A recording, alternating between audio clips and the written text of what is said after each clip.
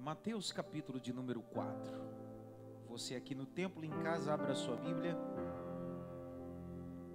Daremos continuidade à exposição de 12 discípulos, 12 homens, 12 histórias. Na primeira eu falei sobre Natanael. Eu te vi debaixo da figueira. Semana passada eu falei sobre Mateus, Levi. E hoje meu coração ardeu para falar sobre André. Eu sei que fica todo mundo na expectativa de ouvir Pedro, João e Judas, né? André, capítulo 4 de Mateus.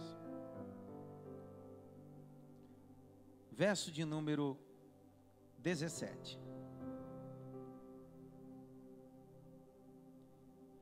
Desde então começou Jesus a pregar e a dizer: arrependei-vos, porque é chegado o reino dos céus. Pega a caneta, circule aí, reino dos céus.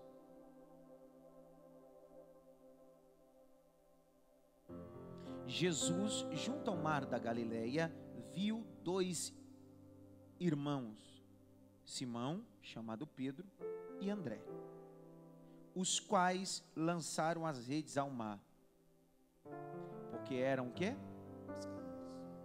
E disse-lhe: vinde após mim, e eu vos farei pescador de homens. Deixa a Bíblia aberta e olhe para cá. Existe uma palavra grega chamada protokletos. Protokletos, do grego, na verdade a palavra nem é grega. Protokletos é uma palavra que vem do latim, que significa o início dos discípulos, ou o primeiro discípulo. Desses 12, há sempre uma briga acirrada no campo teológico de saber quem é o protokletos, quem foi o primeiro. Mas de forma unânime, os teólogos ortodoxos vão concordar que André é o protokletos, o primeiro. Ele é o primeiro que vai ter o contato com Jesus. Se você ler Mateus aqui, parece que a chamada que Jesus dá a ele está em subsequente ao seu irmão Pedro. Só que com o discorrer do texto que faremos aqui hoje, da exposição, descobriremos que ele é o protokletos, primeiro. E o que meu coração fica extasiado, maravilhado, é que esse protokletos, esse primeiro discípulo, se agrega dentro do projeto de Cristo num tempo de transição. Que transição é essa? Transição de um reino físico para um reino espiritual. Se você ler o capítulo 4, verso 17, desde então começou Jesus a pregar. Esse protokletos vai pegar o início dos primeiros sermões de Cristo. André vai ter o privilégio de ouvir as primeiras pregações de Cristo. E as primeiras pregações são poderosas, né? Eu me lembro que quando eu tinha 16 anos de idade, 15, 16, eu pregava no culto de ciclo de oração à tarde. Foi o meu laboratório de pregação. Existem sermões meus na rede social, que está lá, sermões, outro dia eu coloquei um para ouvir. Primeiro que eu não me reconheci. Eu disse: ô menino feio, cara, judiado do sol. E fininho, rapaz. Mas fina criança. E eu assistindo, disse: meu Deus do céu, ai, falar ruim assim em outro lugar. O início no campo natural é sempre dificultoso. O início ministerial de Cristo também foi dificultoso. Porque o texto diz em Marcos capítulo 1 que o ministério dele não começou em outro lugar senão nas sinagogas, pregando para gente que conhecia.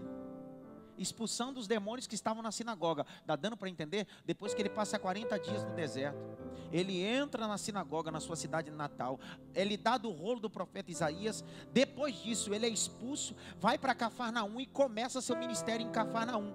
O texto diz que quando ele começa ali, ele começa a expulsar demônio dentro da sinagoga. Eu quero abrir um parênteses. Jesus expulsa os demônios que estão dentro da religião. Porque o lugar onde tem mais demônio é dentro da igreja, não é fora da igreja não. Rapaz, o que tem de demônio? Tem demônio nos cabelos das mulheres, demônio na sobrancelha dos homens. É demônio demais. Porque na igreja, no âmbito religioso, é muito fácil se esconder atrás de uma Bíblia e de um título. Só que Jesus é especialista em quebrar toda a religiosidade, toda a falsa moral, estabelecer a graça acima de todas as coisas. Agora olha o capítulo 4. Desde então começou Jesus a pregar e a dizer: arrependei-vos, porque é chegado o reino dos céus. É aqui a transição. Porque Jesus está falando de um reino. E que reino é esse? Grita bem alto, que reino é esse? A palavra reino aqui é uma palavra grega, basileia. Basileia significa reino espiritual, não governamental físico. Jesus não está pregando um reino local. Jesus está pregando um reino espiritual. E que reino é esse? É o reino que Daniel, o profeta, viu. Abre comigo, Daniel 2:44. Que reino é esse? Daniel 2:44. Você em casa, abre essa Bíblia.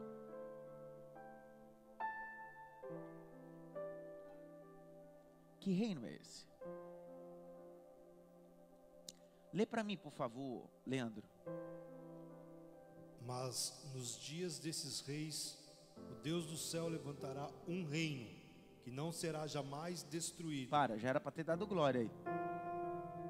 Porque esse reino que Jesus está pregando é esse reino que Daniel viu, que é o reino que nunca será destruído. Não é um reino sazonal, não é um reino temporal, é um reino eterno, é um reino eterno.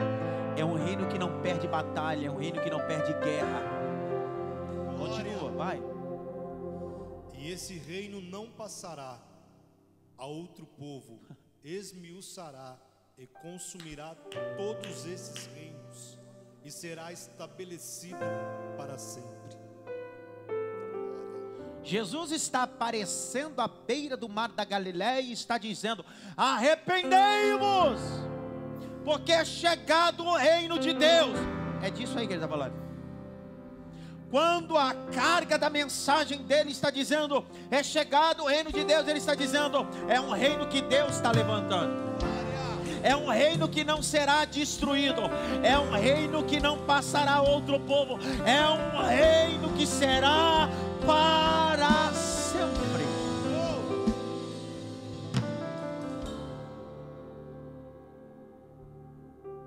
Há dois tipos de reino: reino da graça e reino milenar. Escreve aí: reino da graça e reino milenar. É bom explicar isso. O que é o reino da graça? É o evangelho que Jesus está trazendo. É o reino da graça. O que separava o homem de Deus era o que, pessoal? Meu Deus. Vou perguntar de novo. O que separava o homem de Deus era o que, pessoal? Pecado.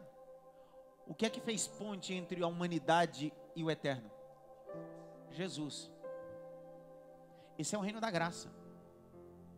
Só que existe o reino milenar. E o reino milenar é o reino quando Jesus voltar. A oração do Pai Nosso, quando Jesus diz assim: venha o teu, nunca ore venha a nós o teu reino, porque não tem nós lá na oração. É venha o teu reino, não é venha a nós o teu reino, porque o nós é exclusivista, só para um local. Jesus nunca apresentou o reino como algo exclusivista de uma denominação ou de um grupo. Ele diz assim: venha o teu reino, aquele que quiser pode entrar dentro do reino da graça. Reino milenar, perdão. Porque o Pai Nosso está dizendo: venha o teu reino, não é o reino da graça, é o reino milenar. Que reino milenar é esse? Apocalipse capítulo 19, de 1 a 11, diz que a igreja será tirada da terra. acontecerá o que nós chamamos das bodas do Cordeiro, 7 anos. E depois Jesus voltará com a igreja gloriosa, esplendorosa. Pisará sobre o monte das oliveiras, e ele se findará, é o que diz Zacarias capítulo 14. E ele implantará o seu reino milenar. Só que só faz parte do reino milenar quem faz parte do reino da graça. Porque você só tem direito do reino milenar se você entender o que é o reino da graça. E o reino da graça é esse: eu reconheço que Jesus é meu Salvador. Tá bom? Aqui o pessoal não quer dar glória, vou pregar para você em casa. Reino da graça e reino milenar é alguém que reconhece o sangue de Jesus tem poder. Tem poder. Olha o verso 17. E desde então começou Jesus a pregar e dizer: arrependei-vos. Segura a palavra arrependei-vos. Arrependei-vos. Arrependei-vos. Essa palavra se parece muito com a mensagem que antecedeu o sermão de Cristo. Um homem que pregava na beira dos deltas do Jordão. Qual era o nome dele? João Batista, o que batizara. E era o que de Jesus mesmo? Primo. E ele veio antes de Cristo por quê? Ele veio preparar. E qual era a palavra principal do sermão dele? Arrependei-vos, raça de víbora. Delicado ele. Eu sinto que ele era um coach. Ele trabalha com autoajuda. Pelo amor de Deus. O sermão dele era aquele: arrependei-vos, jararaca, sucuri, jiboia, coral. Ó, lá vem Jesus. Jesus não chama ninguém de cobra, mas continua com o mesmo sermão. Pergunta por quê? Porque quem não se arrepende se parece com uma serpente do jardim.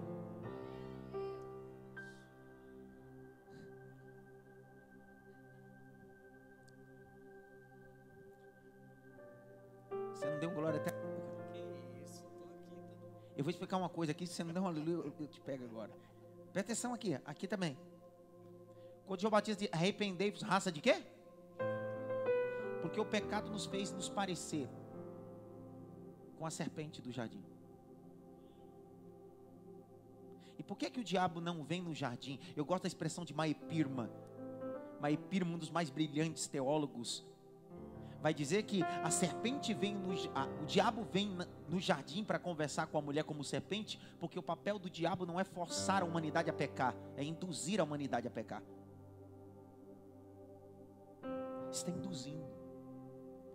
Mas por que ele se parece com uma serpente, ou de forma visual uma serpente? Butantã. Quem é que já foi no Butantã? Ninguém nunca foi no Butantã.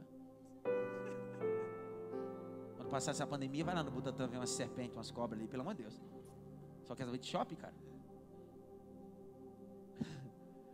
Instituto Butantã é o lugar onde você vai aprender sobre o princípio de serpente. E uma coisa que você descobre visitando aquilo ali é que a serpente, muitas delas têm cavidades. E a maioria delas é surda. Porque o barulho entra e sai do outro lado.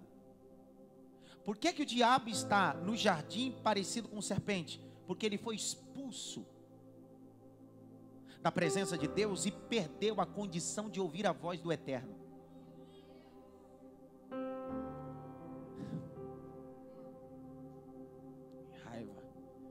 O conceito de John Stott, falando sobre a mensagem de João Batista, é o seguinte: assim como a serpente parou de ouvir, assim é o homem, quando para de ouvir Deus, se parece muito mais com uma serpente.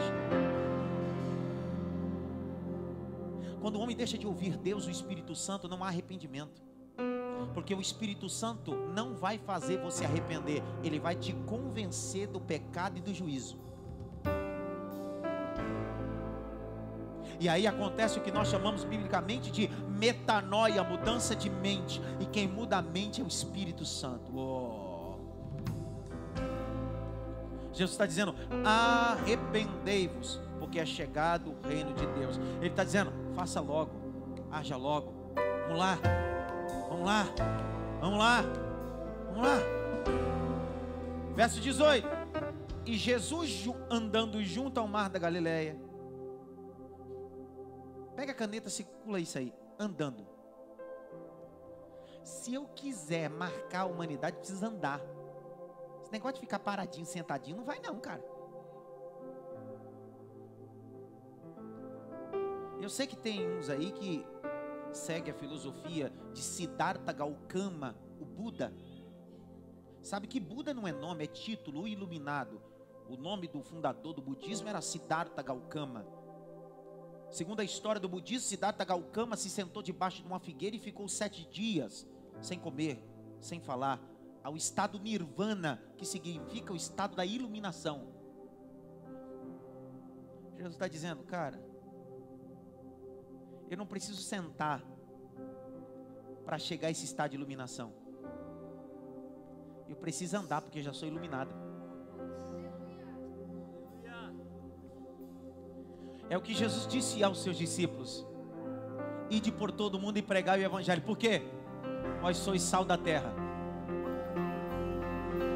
e luz do mundo. Glória! Levante a mão direita ou esquerda, ou as duas, mas dê um glória, por favor, em casa e no templo. Porque você não é iluminado por iluminação própria. Você só tem luz porque o sol da justiça está sobre ti, Jesus Cristo. E Jesus andando junto ao mar da Galileia, mar da Galileia.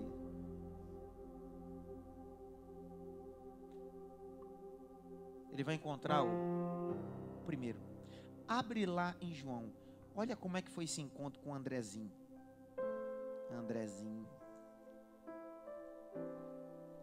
João 1. E eu termino. Já me deu fome. Dá uma paçoca aí pra mim, o Fausto Kiff. Obrigado. Uma paçoca. Não é hora de você parar, vai. Não é hora de você parar. Não é tempo de ficar chorando. Não é hora de se entregar. Não é tempo de ficar prostrado. Milagres irão acontecer no tempo certo. Tá vendo? Deus está cuidando de tudo. É tanta letra na cabeça dele. Vamos lá, vai. Vamos lá, tudo bem.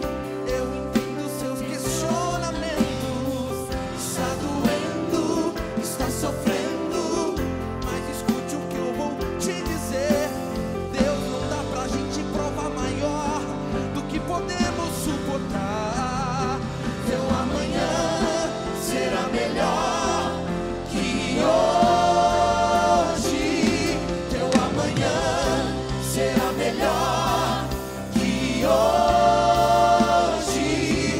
Teu amanhã será melhor que hoje. Jesus está à beira do mar da Galileia. E qual a pregação dele? Esqueceram a pregação? Arrependei-vos.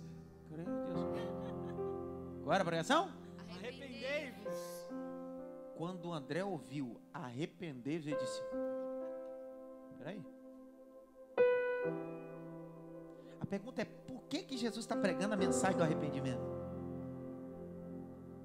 Porque o primeiro discípulo que vai segui-lo está acostumado a ouvir esse sermão.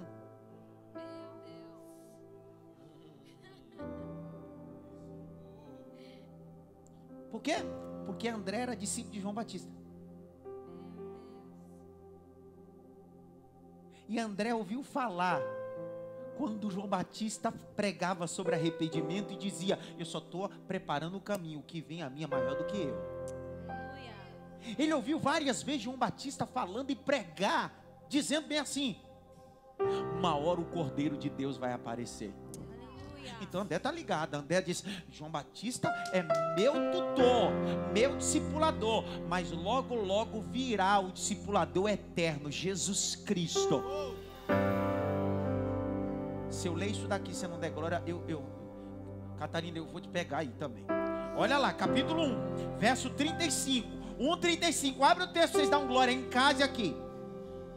E no dia seguinte, estava outra vez ali 2 dos seus discípulos, e vendo passar Jesus, disse: eis o Cordeiro. Você entendeu? Porque lá em Mateus ele está andando no beira da Galileia. Aí você pega o texto de Lucas, diz que quando ele está passando, João diz assim: eis o Cordeiro de Deus. É Ele. Eu vou continuar lendo isso aqui, irmão. Verso de número 37.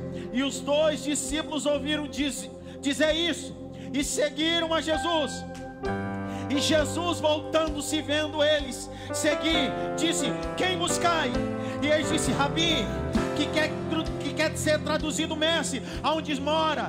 Verso 39. E eles lhe disse: vinde, vê. E foram, e viram onde ele morava, e ficaram com ele aquele dia. E era quase a 10ª hora. Agora o verso 40 para dar glória a Deus. Era André, irmão de Simão Pedro, dos 2 que ouviu. Dá licença.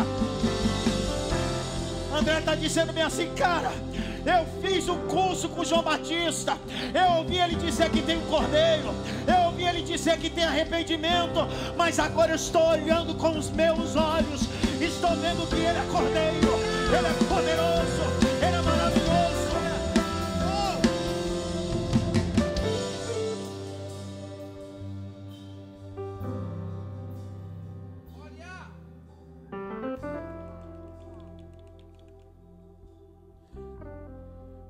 Meu Deus do céu, eu até cansei. Cuidado, está muito unção, você pode cair arrebatado. Sabe aquele pastor umas unções malucas, o cara pega o terno e cai? Tem não, essas coisas eu não creio não. Eu falei, né? Não era para falar, mas tudo bem.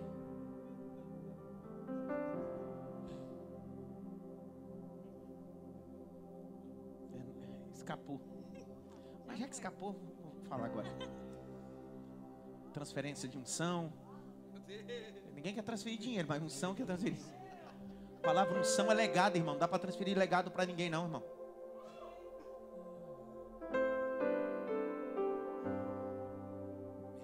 Quando a capa de Elias caiu na mão de Eliseu, não fez ele cair, fez ele ferir o Jordão e se abrir. Outro dia eu falo, vou chamar até um pastor para me ajudar a falar sobre isso no púlpito.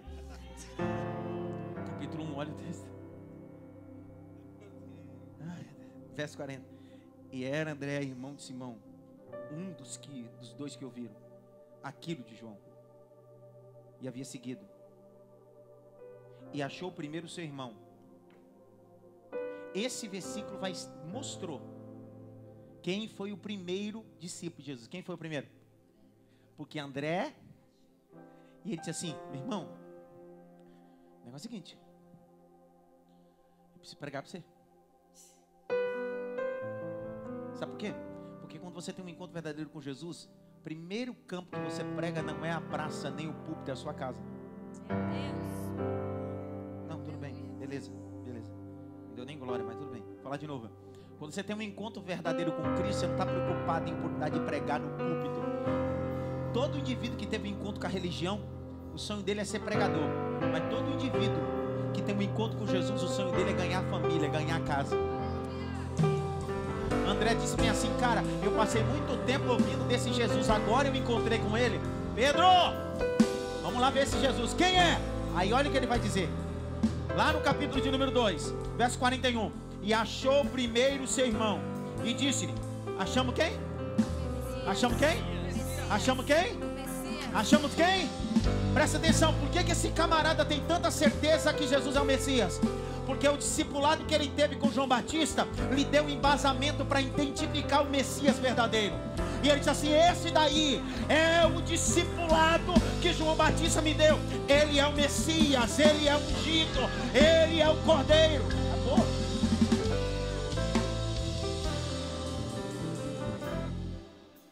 O sermão de João Batista era pesado, sim ou não? Então, se você tem um discipulado forte, você nunca vai confundir os Messias. Pegou ou não? Vou repetir. Se o seu discipulado for forte, você nunca vai confundir os Messias. Agora, se o seu discipulado for essa sopinha rala, o cara se converte hoje, amanhã já quer pregar. Nunca leu nem o livro de Filemão. O cara...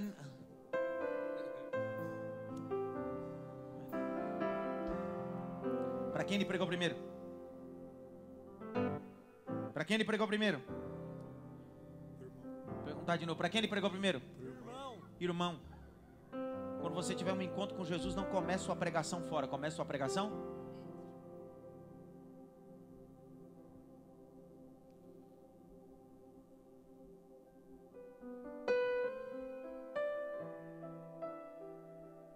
Vamos, Pedro, eu encontrei Jesus. Quem é esse Jesus? Meu irmão, você não passou no discipulado que eu passei. Eu sei quem é Jesus, então vamos lá se encontrar com ele. Grite bem alto, André. Mais alto, André. Quantos discípulos Jesus teve? Ninguém sabe mais. 12. Meu Deus, o que aconteceu agora? 12. Lucas capítulo 6, verso 11, 12 e 13. E Jesus orou toda aquela noite, descendo, escolheu dentre todos os discípulos quanto? 12. Eu estou falando desses 12, não estou falando do resto não. Eu estou aqui, Renan? 12. Quantos discípulos Jesus teve? 12. E quais eram os íntimos? Quantos? Vou discordar de você. Que eu vou mostrar na Bíblia que Jesus tinha 4 íntimos.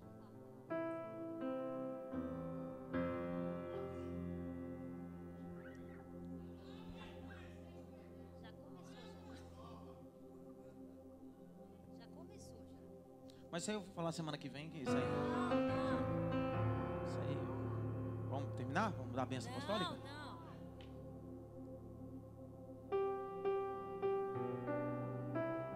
André estava dentro da classe dos íntimos.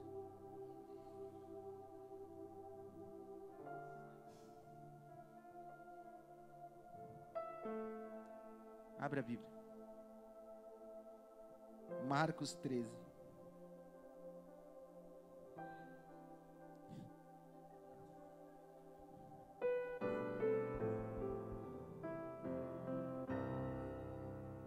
Irmão, não, mas por que lá no Getsemane só tem Pedro, Tiago e João? Não é porque André não está ali que ele não é íntimo.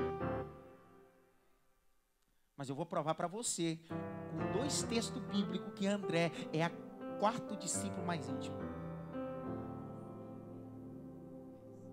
Põe na tela. Eu quero ler ali. E assentando-se ele no Monte das Oliveiras, de frente do templo, Pedro, Tiago, João e André perguntaram: o que, Cássio? Particularmente, tem 12, mas só 4 têm o direito de chamar Jesus de canto assim: é um papo particular, chefe. É um papo íntimo, chefe. Você precisa entender que ele foi o primeiro. O discipulado dele foi forte. Ele começou o ministério dele em casa, pregando para o irmão. Ele vai auxiliar o ministério de Cristo. E ele é tão influente que ele está no meio do grupo dos 3. E ele é o 4 para dizer assim: mestre, preciso ter um particular contigo. E eu chamo esse versículo o André, o discípulo do particular. Esse versículo descortinou várias coisas dentro de mim. Tudo bem, eu não posso ser Tiago. Tudo bem, eu não posso ser Pedro. Tudo bem, se eu não vou João. Mas eu sou André. eu sei que também tenho particular com Ele. Tudo bem, se eu não sou João que não reclina a cabeça no peito dele. Eu sei que eu não sou Pedro que não andei sobre as águas. Eu sei que não sou Tiago, o homem da intimidade, mas eu sou André, o homem do particular com Ele.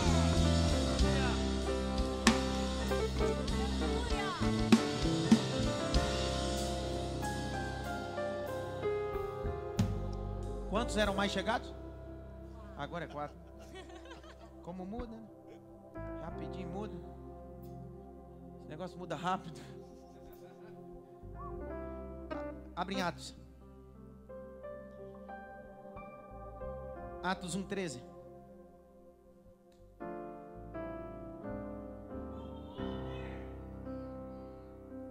E entrando subiram ao cenáculo, onde habitava Pedro, Tiago, João. Qual é o nome que está depois de João ali?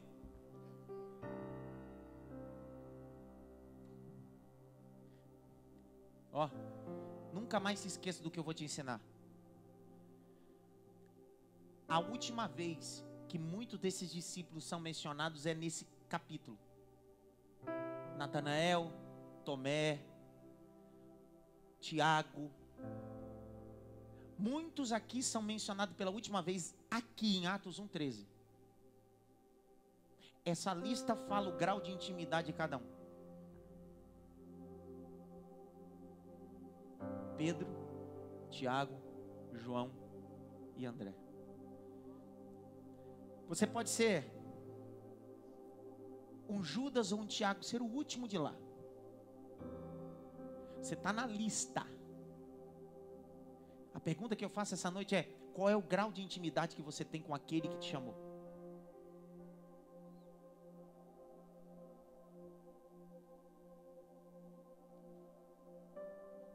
Qual é? Cara, esse André tinha tanta intimidade, particularidade com Jesus, que é ele que vai intermediar. Essa aqui vocês não vão pegar, não. A história vai dizer que o André foi um dos mais brilhantes missiólogos. Quando você for à Rússia, eu não fui ainda, mas fiz questão de pesquisar a semana toda. Quando você for à Rússia, você vai descobrir que a Rússia, norte do Mar Negro, o evangelho chegou lá por causa de André. André foi o responsável de evangelizar norte do Mar Negro, na Rússia. A Rússia foi alcançada pelo evangelho por causa do apóstolo André. Pergunta por quê? Historicamente ele é conhecido, antes de Paulo, como o apóstolo do gentil. Pastor, nunca ouvi isso. Quer dizer que teve um discípulo que antes de Paulo é conhecido como apóstolo gentil? Sim, André. Um dia uns gentios querem falar com Jesus. Eles querem bater um papo com Jesus, conhecer Jesus. Sabe quem é que abre a porta do conhecimento desses gregos e gentios para conhecer Jesus? André. Abre a Bíblia. João capítulo 12. Verso 20 a 22, abre. E eu terminei. Ora, acharam, não, irmão? Teus irmãos que tá tonto, não está conseguindo encontrar o João. O que está acontecendo? João? Olha lá. Ora, havia alguns o quê? Gregos. Entre os que tinham subido a adorar no dia da festa. Estes, pois, dirigiram-se a Filipe, que era de Betsaida, da Galileia, e rogaram dizendo: Senhor, queríamos ver quem?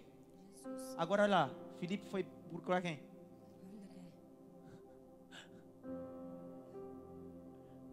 E o que André fez? Olha lá o verso 23. Quem leva os gregos, os gentios a conhecer Jesus, quem é? André, porque André é a ponte. Porque ele não leva só o irmão, ele leva muita gente. Não. Primeira vez que Jesus encontra com ele, ele leva o irmão. Agora a gente está olhando André e ele está levando os gregos. Ele está dizendo assim: eu não comecei meu ministério fora, eu comecei meu ministério dentro. Mas porque eu tenho um ministério forte dentro, vou ter um ministério forte fora também.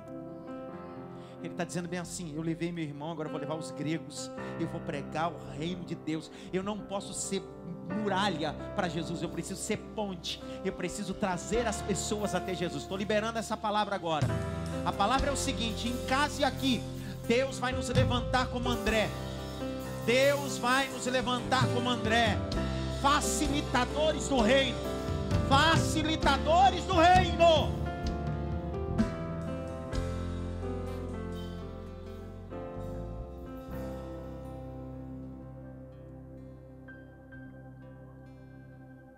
Um dos mais brilhantes historiadores, pais da igreja, da patrística, chamado Eusébio de Cesareia, seus escritos, Eusébio de Cesareia vai dizer bem assim: seria absurdo não atribuir o evangelismo e o poder da propagação ao norte do Mar Negro pelo apóstolo André, aquele que era conhecido como o homem do particular. O próprio Eusébio de Cesareia vai dizer isso. Só que a vida de André não é feita só dessas coisas boas que eu acabei de dizer, não. Tem um problema. Qual é o problema? Eu escrevi aqui. André tinha uma deformidade de falta de confiabilidade em momentos adversos. Era uma deformidade que era a falta de confiabilidade em Jesus em momentos adversos. André era o cara que sempre trouxe solução, sim ou não? Ele trouxe Pedro, ele trouxe os gregos, mas um dia ele trouxe uma solução e não creu que estava trazendo.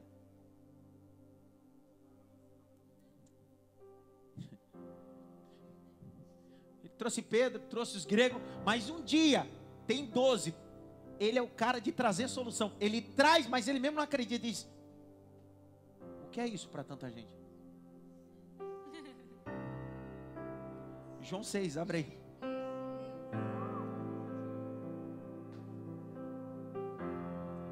João 6, 8 a 9.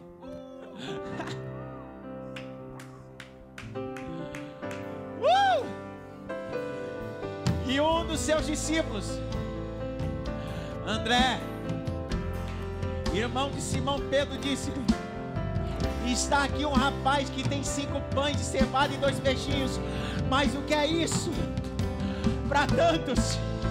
É ele de novo. Ele traz Pedro, ele traz os gregos, mas agora é ele que está trazendo o menino. Mas só que quando ele traz os meninos, ele diz assim: tá, mas isso é pouco. Jesus disse: fica tranquilo, André, pede para o povo sentar, porque só porque você trouxe, eu sou Deus de multiplicação.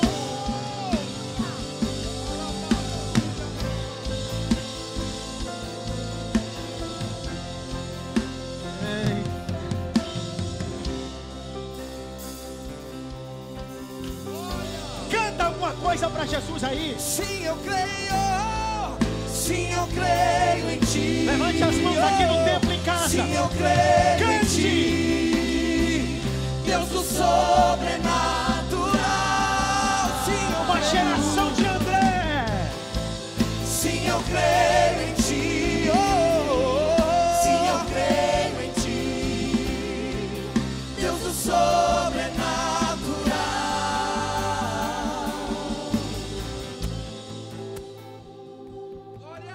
O texto que a gente leu,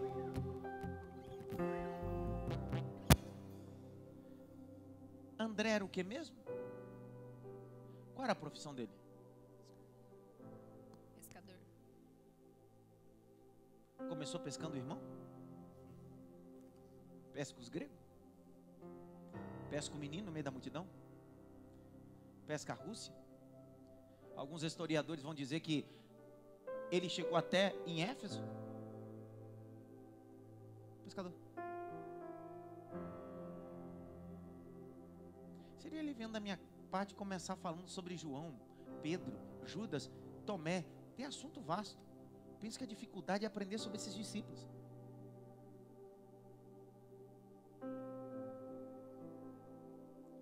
Quando terminarmos essa série, vamos descobrir que Nós não somos André, nós não somos Pedro. Na verdade, nós somos um pouquinho de cada um deles. E eu termino esse sermão nesse terceiro dia falando sobre André. Que Deus nos dê a capacidade de ser alguém que traz soluções,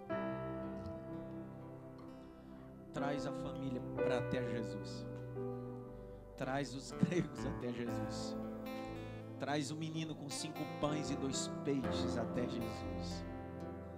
Esse é André, o quarto homem, o quarto discípulo do particular. Fique em pé em casa e aqui no templo. Sim, eu creio em ti. Sim, eu creio em ti, Deus sobrenatural. Deus do sobrenatural. Sim, eu creio em ti.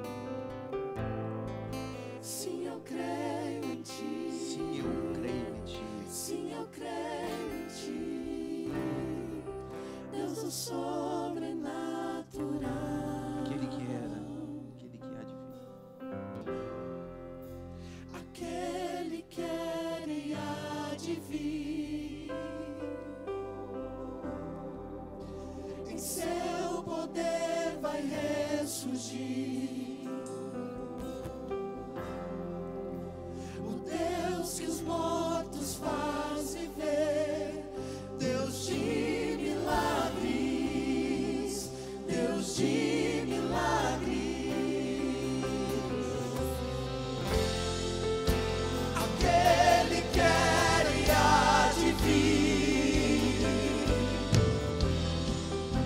em seu poder vai ressurgir.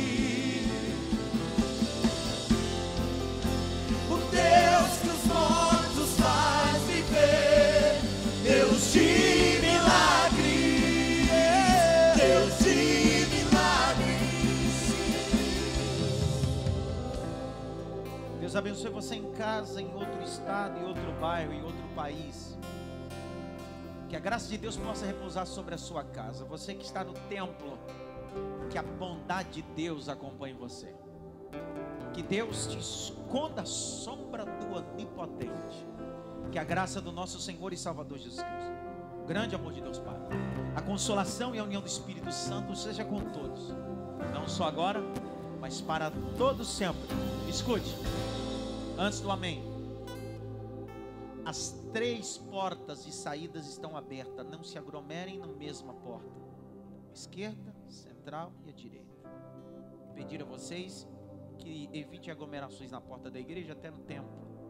Eu sei que está todo mundo com saudade de um abraço, um cheiro. Tem muita gente que você não vê há muito tempo, mas infelizmente não dá, tá? Então vamos resguardar isso. Outro mais, lá na loja da igreja tem ali o meu novo livro Peça, está disponível. Se você quiser adquirir, só adquira lá. Diga amém. Amém.